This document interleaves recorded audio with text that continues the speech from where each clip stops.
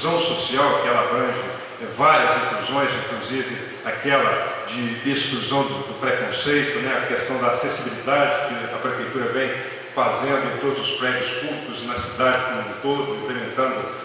e nós na Câmara, né, vereador Rogério, implementando e aperfeiçoando as leis, no sentido de que essa acessibilidade também acompanhe essa evolução, essa exigência da sociedade, essa transformação da sociedade em que nós vivemos no dia a dia. E na Câmara não é diferente, nós adaptamos também o nosso prédio à acessibilidade, né, a Prefeitura encaminhando os projetos, nós melhorando os projetos e sugerindo novas alternativas para essa inclusão, seja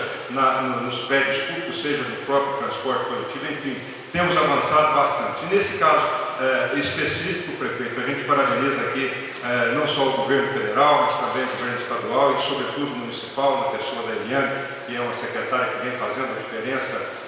frente à administração pública, né, fazendo com que os profissionais acompanhem esta evolução, para que eles estejam preparados para enfrentar esse desafio. Nós sabemos que realmente é um desafio, né? Então a gente parabeniza aqui os organizadores deste evento, esperamos que tudo aconteça na maior normalidade, que seja realmente uma semana bastante produtiva, que vocês de fora levem realmente a nossa mensagem de carinho, a nossa mensagem sobretudo de evolução, porque como dizia o ex-prefeito saudoso Mauro Teixeira, ele falava que o povo do sul de Minas é um povo só. Eu acabei concordando com essa ideia, que o povo do sul de Minas é um povo só, e nós temos que trabalhar juntos para que possamos, através da educação, construirmos uma grande nação. É isso que nós desejamos, e um bom dia a todos. E a todos também, porque eu vi alguns professores aqui.